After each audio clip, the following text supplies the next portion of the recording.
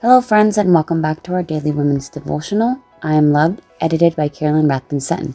Today is July 24th, and the title of our devotional is The Lion's Den of Cancer, written by Miriam Battles. The Bible verse is found in Jeremiah 29, verse 11. For I know the thoughts that I think toward you, saith the Lord, thoughts of peace and not of evil, to give you an expected end. Miriam writes, no one dreams of entering a lion's den. I'm sure Daniel asked God to deliver him from his lion's den, just as Jesus asked God to remove the cup from him. Each faced his lot with God and glorified the Father in his deliverance.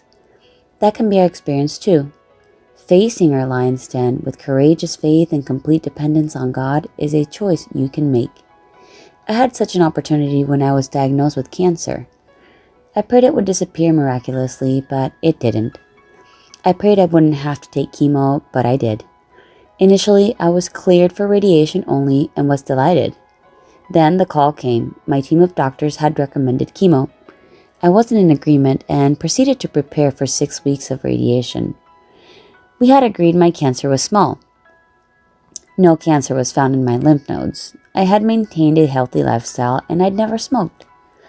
I began praying for the Lord to help me be open-minded. I couldn't bring myself to accept chemo. I equated chemo with death. On the day I met with my medical team, oncologist, dietitian, naturopath, care manager, and radiologist, the Lord helped me understand that I had 2 high-risk factors that caused them to reconsider the treatment plan. The team was surprised that I understood their reasons. God had opened my understanding. As I pondered why my doctor changed her mind, I kept thinking there must be a patient they didn't recommend chemo for who experienced major problems. Later, while I was in the center's lobby, a lady joined me. As she chatted, she shared that she too had been diagnosed with stage 1 breast cancer, and it was felt chemo wasn't needed. 4 years later, she was fighting stage 4 cancer in her lungs and liver. She encouraged me to take the chemo. It could save me from more radical treatment in the future. I'm grateful God used her for confirmation. Sometimes what appears to be a lion could, in actuality, be for our good.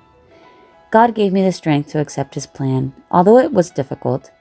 If we accept the chemo of Jesus' blood, the cancer of sin can be completely eradicated from our lives. Let's purpose to allow Jesus' blood to be applied to our hearts.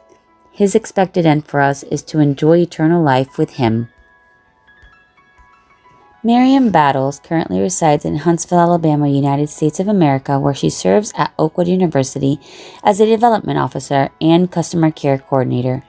She is blessed to have 2 sons, Marwan and Omari, and 1 daughter-in-law, Leah.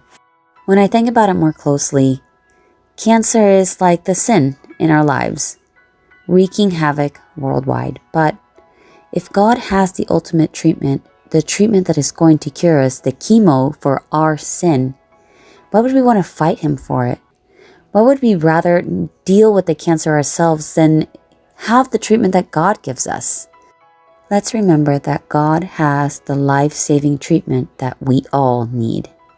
I hope that you're blessed, you enjoyed today's devotional, and I will see you again tomorrow.